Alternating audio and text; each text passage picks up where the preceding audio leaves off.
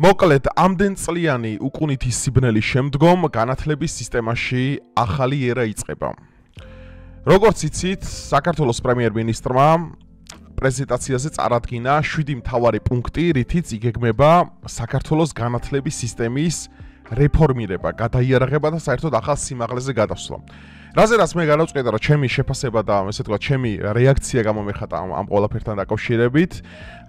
შემეფასებინა 7-ვე ახალი რეფორმა, ასევე დამატებით გამეკეთებინა ჩემი რეკომენდაციები, რომელიც საჭიროებს სასწრაფო მიხედვას ქართულ განათლების სისტემაში, სანამ საბოლოოდ დავიღუპეთ და სანამ საბოლოოდ გადავშენდით. ასე რომ მეგობრებო, დღევანდელ ვიდეოში შეუნა შევაფასოთ ირაკლი კობახიძის ახალი ინიციატივა, რომელიც მალე მთავრობას გადაეცემა დასამტკიცებლად და უკვე უახლოეს მომავალში საერთოდ ახალი ფურცლიდან დაიწყებს საქართველოს განათლების სისტემა მუშაობას, ასე რომ დალაიქეთ ვიდეო, გამოიწერეთ არხი, გაუზიარეთ მეგობრებს, გამოყევით ჩემს ახალ ინსტაგრამზე, რომელიც აღწერა შემითითებული და ასევე სრული შემთხვევაში გააკეთეთ დონაცია და არხს დაეხმარეთ განვითარებაში. ახლა კი დავიწყოთ განათლების სისტემის რეფორმის პრეზენტაცია. ახალესი განათლების სისტემაში რადიკალური ნაბიჯების გადადგმა ანონსდება. ეს არის განათლების სისტემის იმ ახალი რეფორმის ნაწილი, რომლის პრეზენტაცია ახლა მიმდინარეობს. რეფორმის პროექტი, რომელზეც განათლების სამინისტრო ექსპერტებთან ერთად მუშაობდა, მზად არის. ახლა მისი საჯარო განხილვა უნდა დაიწყოს, რის შემდეგაც დასამტკიცებლად მთავრობას გაეგზავნება. 7 გამოწვევა და 7 ამოცანა. ხო, მთავარი აქ არის 7 ახალი პუნქტი. 7 ახალი პუნქტი, რომელიც ეხება შემდეგს, მოდი მოვუსმინოთ. მასია ფაკულტეტების გადანაწილების ახალი წესის ამოქმედება, რაც ნიშნავს, რომ სახელმწიფო უნივერსიტეტებში ფაკულტეტების დუბლირება აღარ მოხდება და ერთი ფაკულტეტი მხოლოდ ერთ სახელმწიფო უნივერსიტეტში იქნება. ეს ძალიან მნიშვნელოვანია, იმიტომ რომ დღეს ხო საქართველოში არის ბევრი ჭე კატეგორიის უნივერსიტეტი რა. აი სადღაც ორღობეში გახსნილია უნივერსიტეტი და იქ ამთავრებს საერთაშორისო ურთიერთობებს და დიპლომატიას, სამედიცინო იმას რა ქვია, სამედიცინო ფაკულტეტს, სამართალს, ტურიზმი და ეკოლოგია და რაღაც სისულელეები, ანუ ბიზნეს ეკონომიურს რო გასწავლის, შენზე ღარიბი ადამიანი ხა, შენ იმას უნდა ენდო, იმის დიპლომი უნდა იყო. ეხლა რამდენია საქართველოში უნივერსიტეტი, რომელიც ბიზნეს ეკონომიურს ასწავლის და არის იმაზე ღარიბი, ვიდრე სტუდენტი უზის იქ. ეს უბრალოდ რავი, აი ინტელექტუალურად ყველაზე არაგულწრფელი რამ რაც არსებობს ამ ქვეყანაზე. როგორ შეიძლება იმ ადამიანმა გასწავლოს რამე, რომელიც თვითონ არის ღარიბი? არ ვიცი. ხო, ეს კაია. იცვლება უცხოელი სტუდენტების მიღების წესი იზრდება. ოღონდ ინდოელები არ დამანახოთ. ოღონდ ინდოელები აი საქართველოსდან გადააშენოთ.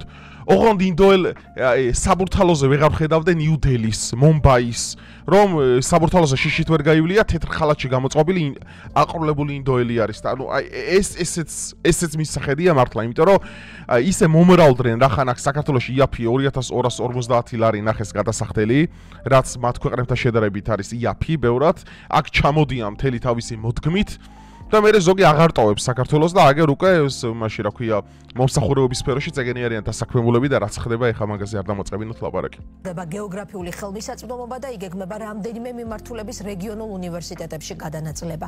მათ შორისაა აგრარული, სპორტის და ხელოვნების მიმართულებები. ერთ-ერთ პრობლემად სწორედ ჭარბი გეოგრაფიული კონცენტრაცია დასახელდა. ან ჭარბი გეოგრაფიული კონცენტრაცია, რაზედაც მე ვიდეო რო ჩავწერა ხო გახსოვთ? 2 თვის წინ დაახლოებით. აი იქ რო ვისაუბრეთ დემოგრაფიულ პრობლემებზე, რომ მთელი საქართველო მოდის თბილისში სასწავლებლად. 85% სასწავლებლების და ეგეც ერთია ქუთაისში გახსნა ბათუმში უნივერსიტეტი, ეგეც არ ვიცი რა თანაფარდობით. ქუთაისში ბიძინამ გახსნა უნივერსიტეტი და ამას ხო ვერ ხედავენ მაკაცის სიკეთეს გაკეთებულს ახლა რომ ბიძინამ ხო გააკეთა და ეს ხო იყო წინ გადადგმული ნაბიჯი იმასთან მიმართებით რომ დეკონცენტრაცია, ანუ გადანაწილება უნდა მოხდარიყო და ანუ ეს ახალგაზრდა სტუდენტთა ნაწილი ქუთაისში გადასულიყო და ამას ვერ ხედავენ. საბოლოოდ რახან თბილისში არის ცხოვრების დონე რაღაც უფრო მაღლა, მაქედან გამომდინარე მთელი უნივერსიტეტები აკრედიტაციას და ლოკაციას ირჩევენ თბილისს. რაც იმას იწვევს, რომ დედაქალაქი არის გადაჭედილი ხალხ რო. სუნთქვა არის შეუძლებელი ამ ქალაქში. ამიტომ მივესალმები საკმაოდ რომ უნივერსიტეტები უნდა გადავიდეს საქართველოს სხვადასხვა რეგიონებში. რავი, საერთაშორისო ურთიერთობები მაგალითად ერთ ქალაქში იქნება, სამართალი მეორე ქალაქში, მესამე ქალაქში ბიზნეს ეკონომიური, ეკოლოგია და ასე შემდგომ, იმიტომ რომ სხვანაირად მაშინ რა გამოდის, რომ მთელი საქართველო არის თბილისი.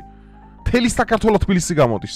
და რომელი აფხაზეთი და სამოჩაბლოს დაბრუნება გვინდა თუ ჩვენ მაგამდე არ განმოვითარეთ განათლების სფეროები ისეთ ქალაქებში, როგორც არის ქუთაისი, ზუგდიდი, თელავი და ასე შემდგომ, ბათუმი მათ შორის. ბოლო-ბოლო რამხელა გამოცდილება აქვს ხო ეხა გელათის აკადემიას და იმას და ზოგადად ეხა სამეგრელოს მაგასთან მიმართებაში. ამიტომ უნდა სასწრაფოდ ეს საჭიროა და არ ვიცი მოვეგეთ მგონი გონს და ეს დაგვიანებულიც არის ჩემი აზრით, მაგრამ ჯობს გვიან ვიდრე არასდროს. რეფორმას სრულ განაკვეთზე მომუშავეს სრული პროფესორების ხელფასის 10,000 ლარამდე გაზრდასაც ითვალისწინებს.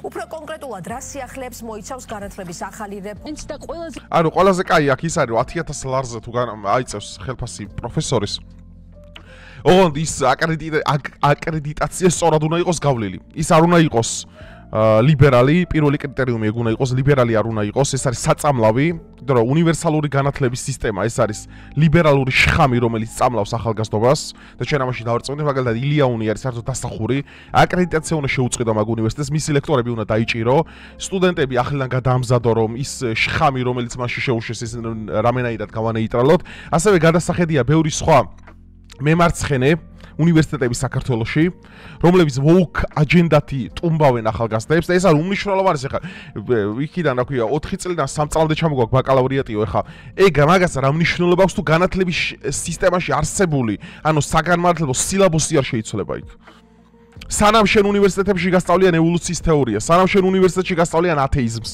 სანამ შენ უნივერსიტეტში გიტუმბავენ განმანათლებლები დენი დიდროებით, ვოლტერებით და იმებით და შენ იქ სადაც უნდა ისწავლებოდეს ქრისტე იქ სადაც უნდა ისწავლებოდეს ქრისტე, გასწავლიან ლიბერალიზმს, გასწავლიან, რა ქვია, ლიბერალურ დემოკრატიას, გასწავლიან ვოუკიზმს, ეს არ არის განათლება. ამიტომ ეს გინა 3 წლამდე ჩამოიყვანე, გინა 5 წლამდე აწია, ამას მნიშვნელობა არ აქვს. ამიტომ არის კონკრეტული უნივერსიტეტები, რომელსაც აკრედიტაცია უნდა შეუწყოს, მათი ლექტორები უნდა დაიჭირონ და ციხეში სამუდამო პატიმრობაზე გაუშვან, იმიტომ რომ მათ რაც ახალგაზრდობაში ის ინექცია და ის შხამი, რაც ლიბერალური განათლების ამ მომწამლავი იმით შეიყვანეს მათ ორგანიზში, ეს არის დანაშაული ქართველი ერის წინაშე. ამიტომ სასწრაფოდ არის ეგეც მისახედი. სასწრაფოდ არის მისახედი თვითონ სილაბუსი და შიგა განაწესი უნივერსიტეტის. აი ეს არის ჩემი აზრი.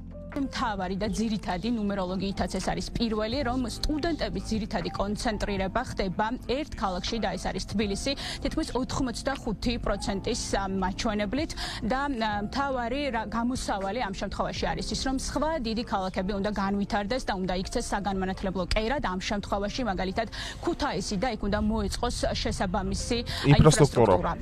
ხო, ქუთაისი რატო ხა ქუთაისი ისტორიულად არის ერთ-ერთი დიდი განათლების კერა იყო საქართველოში. ქუთაისი, როდესაც საქართველოს დედაქალაქი იყო, საქართველო ყოველთვის თავის ისტორიის მაღალ საფეხურზე იმყოფებოდა, ხო, იქ არის გელათის აკადემია, დავით აღმაშენებლის მიერ დაარსებული ერთ-ერთი უდიდესი საგანმანათლებლო ცენტრი, რომელიც პრაქტიკულად განასახიერებდა იმას, რომ სასულიერო სფეროში გადასცემდა საერისკაცო, მაგალითად, ცხოვრებაში სხვადასხვა ადამიანებს უდიდეს განათლებას, გეომეტრიაში, მათემატიკაში, ფილოსოფიაში, თეოლოგიაში, პოლიტიკურ მეცნიერებებში. ეს არის უნიკალური რამ და ის ქუთაისს აქვს უდიდესი ისტორია ამასთან მიმართებაში და ძალიან რთულია რომ შენ ამას უგულებელყოფ დღევანდელ საუკუნეში და ქუთაისელებიც მათ შორის მოდიან თბილისში.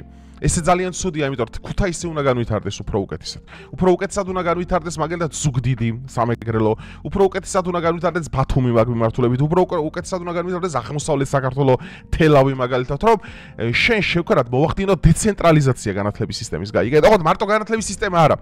კინო უნდა გაიხსნას, კაფე-ბარები უნდა გაიხსნას, ის რა ქვია, კლუბები უნდა გაიხსნას. ანუ, ნახეთ, მარტო ეხა თბილისში რატომ მოდიან უდიდესი ნაწილი? ხო, იმიტომ რომ თბილისში არის კინოთეატრი, თბილისში არის სტადიონები, თბილისში არის გართობის ცენტრები, თბილისში არის სხვადასხვა საყოფაცხოვრებო რაღაცები. ანუ, თბილისში, როდესაც ამდენი სხვა რამეა კონცენტრირებული, ბუნებრივია მარტო იმიტომ კი არ მოდის თბილისში სასწავლებლად, რომ მაგალითად თბილისშია უნივერსიტეტი. არამედ იმიტომ რომ ბევრი სხვა გასართობი საშუალებიც აქაა და ჩვენ თუ ამას გადავანაწილებთ, ანუ ბევრი რაღაც საქართველოს თბილისიდან გავა, მათ შორის თვითონ მთავრობის ისენის უნდა გადავიდეს, პარლამენტი უნდა გადავიდეს დედაქალაქიდან, ასევე პრეზიდენტის სასახლე უნდა ეს უნდა მოხდეს აი იმის გადანაწილება. სამინისტროების მათ შორის. ეს აუცილებელია, იმიტომ რომ რაღაცა ფუნქციონირება თუ არ გააკეთა იმ მიმართულებით, რომ მაგალითი შენ სხვას არ მიეცი, ხო როგორც მაკიაველი იყო და სანამ სხვას რაღაცას მოუწოდო, შენ უნდა გააკეთო ეგეთი რამე. ამიტომ მთავრობას მე ისეთ რეკომენდაციას მივცემდი, რომ შეეცადოს იმ მიმართულებით და წასვლა, რომ საკუთარი სამინისტროები, საკუთარი ოფისები და ასე შემდგომ ნენდელა მოახდინოს მაგის ესე ვთქვათ გადანაწილება თბილისის საქართველოს სხვადასხვა რეგიონებში. რომ ავი წაახალისოს ის მოქმედება, რომ უნივერსიტეტსაც და სხვადასხვა დაწესებულებასაც მიეცეს იმის განწყობა, მათ შორის სტუდენტსაც, რომ გადავიდეს იქით და დაიწყოს ესე ვთქვათ თავისი ცხოვრება, იმიტომ რომ 4 წელი რო აქ მოდის, ფაქტიურად ის საცხოვრებლად გადმოდის. ეხლა თბილისში რო დაინახავს უკეთეს ცხოვრება შედარებით იქ აღარ გაბრუნდება, ხო და ჩვენ ხელი შეუწყდა ამ ყველაფერს როგორც კომუნისტების დროს იყო, რომ ვიღაცა თბილისში რომ მოდიოდა განათლებას მიიღებდა და ისე მიდიოდა და იმ საკუთარ კოლმეურნეობას ახმარებდა. ჩვენ ესეთი მაგალითი უნდა მივცეთ, ამიტომ მარტო უნივერსიტეტების გადანაწილება ამას არ უშველეს. აქ უშველეს მთელი საყოფაცხოვრებო, სამომხმარებლო თუ სხვადასხვა გასართობი ინფრასტრუქტურის გადანაწილებას საქართველოს სხვადასხვა რეგიონებში. ეს არის უმნიშვნელოვანესი რამ. ავი, ალბათ ესე ფიქრობ. ასევე გამოწვევად დასახელდა განათლების ხარისხი, ის რომ უცხოელი პროფესორები უნდა იქნან ქვეყანაში, მოწვეულები უნდა გაიზარდოს ასევე ლექტორების ანაზღაურება და პრობლემებს შორის ჩვენს აღნიშნე, რომ უცხოელი სტუდენტებისთვის ხდება ძირითადად მიზნების გართვა, მიზნების დასახვა ზოგიერთი უნივერსიტეტის მხრიდან. მართალია პრემიერ-მინისტრს არ დაუკონკრეტებია თუ რომელ უნივერსიტეტზე საუბრობდა. რომელ უნივერსიტეტზე საუბრობდა? და თქვა, რომ ამ შემთხვევაში სახელმწიფო უნივერსიტეტებს ევალებათ, რომ მათ ჰქონდეთ სწორება პირველ რიგში სახელმწიფო ინტერესებთან მიმართებაში. აი, ნახეთ, 85% არის ბიჭო თბილისი. 1.2% შიდა ქართლი, 5.8 იმერეთი. სამეგრელოზე მოსვანეთი 0.5, 6% აჭარა. კახეთი 0.7 და სამცხე ჯავახეთი 0.8. კატასტროფა არის ხალხო, კატასტროფა. თბილისი ყოფილა საქართველოს მაშინ. და მე რა ვიცი, აფხაზეთის და სამოჩაბლოს დაბრუნება რო გვინდა რა, მაინც თუ თბილისში იყო ყველაფერი რა გააზრი აქვს. ამიტომ მაგალითი უნდა მივცეთ რა. თავარი ცვლილება, რაც იგეგმება ასევე არის ის, რომ ბაკალავრიატი გახდება 3 წლიანი და ეს რა თქმა უნდა არ შეეხება. 3 წლიანი ბაკალავრიატი მე თუ მკითხავთ, ვაფშე სკოლებში საპირემენ ხომ მაგ რეფორმას 11 წელი. ანუ მე-12 კლასზე დიდი სისულელე რა არსებობს ამ ქვეყანაზე ხალხო. აი მე-12 კლასში სკოლაში რო დავდე, ვერთობოდი უბრალოდ. მე-12 კლასში რის გამოც მე დავდიოდი, იყო რომ პარალელურ კლასში გადმოვიდა ერთი გოგო, რომელიც მე მომეწონა და ერთადერთი მიზანი, რის გამოც ცალკე რეპეტიტორებთან ვემზადებოდი ხა და სკოლაში საერთოდ არ მივლია მე 11 არც მე-12 კლასი, ექსტერნებს ვავარებდი ყოველ წელს და ერთადერთი მიზეზი მე-12 კლასში რის გამოც დავდიოდით მე და ჩემი მეგობრები, ეს იყო რომ უბრალოდ ერთი პარალელურ კლასში გოგო გადმოვიდა, რომელიც მე მომეწონა.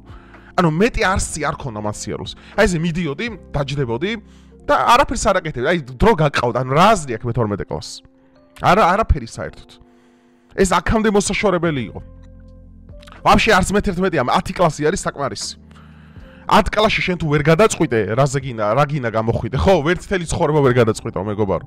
მე არ შემიცვლია ჩემი მიმართულება, აი, როგორც კი ჩემი ცნობიერება ჩაისახა, აი, როგორც კი რაღაცა განათლება, აი, ოდნავ რაღაცა, ესე ვთქვათ, ცნობიერებაში რაღაც რევოლუცია მოხდა, ანუ ამაზე ვსაუბრობ დაახლოებით, აი, 12-13 წლის ასაკში რო ვიყავ, მაგის მე არ შემიცვლია, ვიცოდი რა უნდა მეკეთებინა. უნდა ყოფილიყავი პოლიტიკაში, უნდა ყოფილიყავი სოციოლოგიურ მიმართულებებში, უნდა ყოფილიყავი სპიკერი, უნდა ესე ვთქვათ, ჩამომიყალიბებინა საზოგადოებრივი აზრი, საზოგადოებრივი მოღვაწეობა, მაშინ ახლა YouTube-ი არ ვიცოდი, ბუნებრივი არ არსებობდა, მაგრამ ეს ჩემი აზრით ეს საქმე მე გავაკეთე, მაგრამ თავარი მიზნები ჯერ კიდევ წინ არის, რომ ამ ქვეყანას ჩვენ მაქსიმალურად ავეხმაროთ და მაქსიმალური წვრილი შევიტანოთ, ამიტომ ეს მე-12 კი არა, მე-11 კლასის ამოსაღებია, საერთოდ არაფერი საჭიროება არ არსებობს, იმიტომ რომ 10 წელში, როგორც კომუნისტების დროს იყო 0 კლასი და ეს არის სრულიად საკმარისი შენ გასასწრო შენი მომავალი და ხა ზოგიერთი რო ვერ წვიდავს 10 ვერც მიხვდება ეს სულ 17 კლასი არსებობდეს მაგას ძონ მიხვდება მიმართულებას, ხოლო მაგისტრატურა გახდება 1 წლიანი. გარდა ამისა, ცვლილებები იგეგმება უშუალოდ სკოლების მიმართულებითაც და არის ასეთი სიახლე, რომ მე-12 კლასი გაუქმდება. ზუსტად რომელ წელს, როდიდან ამოქმედდება ეს ჩვენთვის ამ ეტაპზე არის უცნობი, უფრო ზუსტად გამოწვევებისა და გამოსავლის გზების. ან კიდე ისიც რო არის რეპეტიტორებში იმდენი ფულები აქვთ ჩემ მშობლებს ნახარჯი, დედას ვიცავ, რომ აქ ხელა ფულები საქართველოს რომ მოეგროვებინა ეხა რავი და იმ მასწავლებლებისთვის გვეხა და სკოლაში იქნებოდა ექსწავლება რა. ანუ რეპეტიტორს რო იყვან, ხო ეს იმას ნიშნავს, რომ რაღაცაში არენდობი განათლების სისტემას და მასწავლებელს. იმიტომ რომ იდეაში სკოლაში უნდა სწავლობდე მაგ ყველაფერს, ანუ აღარ უნდა გჭირდებოდეს. მაგრამ უბრალოდ არ ვარგა, უბრალოდ უინტერესო ხალხია რა. ლექტორები, მონოტორულები, მასწავლებლები ზოგი სტარა ეცევა, ვერ გათხოვდნენ და გაბრაზებულები არიან ბავშვებზე. აი ამ სისტემაში და ამ ყოფიერებაში, რომელიც ადამიანებს აწუხებთ რაღაცა ყოფაცხოვრებო პრობლემები, ამიტომ უნდა იყოს ხელფასები მაღალი. საერთოდ ხელფასები მაღალი რატომ უნდა იყოს? იცით რომ კორუფციაც ნაკლები იყოს. მაგალითად, აი დუხით და ბამბანერკით რო ყიდულობდი ადრე მასწავლებლებს, ეგ აღარ უნდა ხდებოდეს. იმიტომ რომ როდესაც სახელმწიფო მეც უხდის, კორუფციის დონე უფრო კლებულობს. ანუ უფრო ნაკლები იმის ალბათობა, რომ ეგ მასწავლებელი გაიყიდოს. და შესაბამისად ხელფასები უნდა იყოს მაღალი სკოლებშიც და უნივერსიტეტებში. ოღონდ კვალიფიცირებულ პედაგოგებზე და არ მაქვს საუბარი ილია უნის გამოშტერებულ ლექტორზე, რომელსაც პირადად დავაჩვი.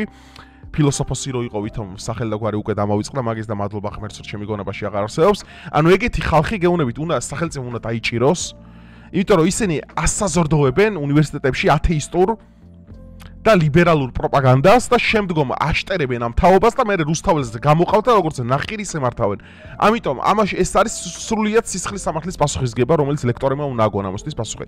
მე არ ვიცი ეს განხორციელდება თუ არა ამათი ხელმძღვანელობის დროს, მაგრამ მე პირობას ვთქვი, აი ქართული ხალხის წინაშე, როგორც კი მეხირსება საქართველოს საჭეტრობელობა ილია უნიდან დაწყებული რომ დავიწყებ, აი ჩამოული უნივერსიტეტებს, ბიჭო, იმას კი არ უჩერებ მარტო. ანუ აკრედიტაციას კი არ უჩერებ. ანუ პირდაპირ სისხლის სამართლის იმით გავასამართლებ ლექტორებს. და მათ ვინც განათლება მიიღო მაგ უნივერსიტეტში, ხელახალი გადამზადება მოხდება, რომ ის ინფექცია გამოიყვანო მე ორგანიზმიდან, რაც ლიბერალურმა, უნივერსალურმა განათლებამ ჩანერგა სოროსის მეშვეობით მაგ ახალგაზრდებში და გამოაშტერა ეს თაობა. ანუ სრულიად გამოაშტერა. ანუ მე ამ სრული პასუხისმგებლობით ვამბობ, რომ დღევანდელი ახალგაზრდობის დიდი ნაწილი არის გამოშტერებული იმიტომ, რომ პროპაგანდის ქვეშ არის. თქვენ არ იცით პროპაგანდას რა ძალა აქვს. როდესაც დილით საღამო დღეს ერთი და იგივე ჩაგძახებენ. მედია, ინტერნეტ პლატფორმები, სკოლა, ბაღი, ეს საშინელებაა ხალხო. ამიტომ ვამბობ, რომ განათლება უნდა იყოს ცენტრალიზირებული და ამ სიტყვას გამოვიყენებ, ეს უნდა იყოს სრულად ტოტალიტარული განათლების სისტემა. აი არ მეშინია და ამას ხომ აღავ. იმიტომ რომ თუ არ არის განათლების სისტემა ცენტრალიზირებული, აგერ გაგეზრდებათ ნენსი ვოლანდები ქვეყანაში. იქ რა ქვია ვის ახლა რუსთაველზე მყოფი გმირები რო არიან, ეგრეთ წოდებული გმირები, რა თქმა უნდა, ბრჭყალებში. და ეგენი შეგვინა საქართველოს ბომბავს და მე მაგას არ ვაპირებ, ამიტომ სასტრაფო არის, რომ სილაბუსები და განათლების სისტემა უნდა შეიცვალოს მეგობრებო. თორე სხვა შემთხვევაში, ხო საბოლოო ჯამში ჩვენ მივიღებთ დიდ უბედურებას. ანუ მართლა გეუბნებით, ჩვენ მივიღებთ კატასტროფას უბრალოდ განათლების სისტემაში. და თაობა თუ აღარ გვეყოლება, ხო ეხა მე ანუ რა იმედი მოგცეთ, როგორ იქნება საქართველოს მომავალი. ანუ ამას მარტო 3 წელი ვერ უშველის. და იმას რომ მარტო ხელფასები მასწავლებლებს ესდება და კანონმდებლობით ეზღუდება უცხო ქვეყნის მოქალაქეებს საქართველოს უნივერსიტეტში ჩაბარება. ეს მარტო არ უშველის. მადლობა ამაზე, მაგრამ ეს საკმარისი არ არის. სანამ სკოლაში ბიბლია არ დაბრუნდება, სანამ სკოლაში ქრისტე არ დაბრუნდება, სანამ არ მოისპობა ლიბერალური განათლების სისტემა, რომელიც წამლავს ახალგაზრდობას, მე არაფერზე არ მივდივარ კომპრომისის საერთოდ. აი პრინციპულად ილია უნი, მე ეს მაქვს ამოთვალისწინებული. ილია უნის ლექტორები და ეგენი მე როდესაც ხელისუფლებაში თუ მეღირსება, ღვთისნება არის ეს ყველაფერი, თუ მოხდება, მე მაგ ლექტორებს რო დავუვლი და უნივერსიტეტებს საქართველოში, მაგ ალასანი ერთ-ერთი ჩემი სამიზნეა, ასევე აღარ გავუყვები, აღარ დაგასპოილერებთ კონკრეტულად რომელი უნივერსიტეტებზე მოხდება ეს ყველაფერი, მათ აიკრძალებათ საერთოდ საკუთარი ლექტორები ან იმიანად გადავასახლებთ ციმბირში. ციმბირში, სადაც ისინი განათლებას მისცემენ აი იმ დათვებსა და მგლებს და არ ამგონია იმათმაც ისეთი დამჯერის სახით უსმინონ, როგორც აქ სტუდენტები და ისინი უსმენენ. და მე ამ ყველაფერს რა შედეგი მოყვება? აი იქ ნახავენ მაგ ყველაფერს, იმიტომ რომ ხალხო, თქვენი შვილები და თქვენი შვილიშვილები იმიტომ ეცოდება, რომ ამ პირობებში ასწავლიდნენ წლების განმავლობაში. და რა მოუტანა საქართველოს აგერ კი ხედავთ. პატრიოტიზმის დონე დაბლაა დასული, ათეიზმის დონე გაზრდილია ახალგაზრდებში. ბიბლია საერთო მორწმუნეებმაც აღარ იციან, ეს უარესი კატასტროფა კიდე და გამოთაყვანებული დაჟე იცია ერთადერთი Netflix-ი, იქ რა ქვია, ის სერიალი იგადის, ეს სერიალი აგადის, TikTok-ზე ტრენდი გადავიღოთ, ტრაკი გამოაჩინოთ იმაში სელფი, ეს არ არის სოდნა. აი ესე გამოაშტერა უნივერსალურმა განათლების სისტემამ, რომელსაც ჰუმანიზმი და ლიბერალიზმი იქვია. ამიტომ ჩვენ მათ წინააღმდეგ ბოლომდე ვიბრძოლებთ, ჩვენ მათ წინააღმდეგ ყველაფერს გავაკეთებთ აბსოლუტურად, იმისათვის რომ საქართველოს მომავალი გადავარჩინოთ და ჩვენ წინაპრებს იმისთვის არ უბრძოლიათ, რომ დღეს ილია უნის უნივერსიტეტი საქართველოში არსებობდეს. და რო არ ცხენენ ამხელა ადამიანის და ამხელა სახელს და ამხელა საზოგადო მოღვაწის, როგორ აფუჭებენ სპეციალურად გაკეთებული სოროსის გველის წიწილები საქართველოში მათ. ეს არის კატასტროფა. ამიტომ ჩვენ ამ ყველაფერს უნდა ვებრძოლოთ, ჩვენ ამ ყველაფერს უნდა ვამხილოთ. მადლობა განათლების სამინისტროს და პრემიერს რო იყოს, მაგრამ ეს საკმარისი არ არის. ეს საკმარისი არ არის. ბევრი ცვლილება კიდე საჭირო თვითონ განათლების სისტემის შიგნით, ლიტერატურა, სილაბუსი, გადანაწილება, ვინ გასწავლის, რას გასწავლის. თორემ მე ვიცი კონკრეტული ლექტორები, არა მარტო იმას, ვისაც მაშინ ვიდეო ჩავწერე, რომლებიც გამიზნულად ახდენენ ამ ყველაფრის პროპაგანდას, რომ ახალგაზრდები, რომლებიც არიან მოწყვლადები ძირითად ნაწილში, გოგოები განსაკუთრებით ატრიალოს საკუთარ ხუშტურებზე და მე არ მივცე მაგათ უფლებას, რომ ქართულ ხალხს ესეთი ზიანი მიაყენონ. მე არ მივცე, მაგრამ მე არ ვიცი ესენი რას იცავენ, მაგრამ მე მაგათ ძალიან მკაცრად მოვექცევი, როდესაც ამის დრო მოვა და თუ დრო მოვა, ღვთისნება ეს ყველაფერი როგორ და რანაირად გადაწყდება. ხო, დასასრულს მინდა კიდევ ერთხელ მადლობა გადაუხადო მაინც ამ განათლების სისტემის რეფორმებზე. ასევე კიდევ ბევრი რამეა შესაძლებელი ამ ქვეყანაში. კიდევ სხვა რამეები საჭიროებს კრიტიკულ ჩარევას. ამიტომ ეს იყოს კარგი დასაწყისი, პოზიტიური და ნენელა რაც უფრო უკეთესობისკენ წავა, უფრო კარგი იქნება ეს ჩვენი ქვეყნისთვის. დაწერეთ თქვენი აზრი ამ განათლების სისტემის რეფორმებთან დაკავშირებით, დაბლა კომენტარებში და ლაიქეთ ვიდეო, გამოიწერთ არხი და მომავალ შეხვედრამდე დროებით მეგობრებო.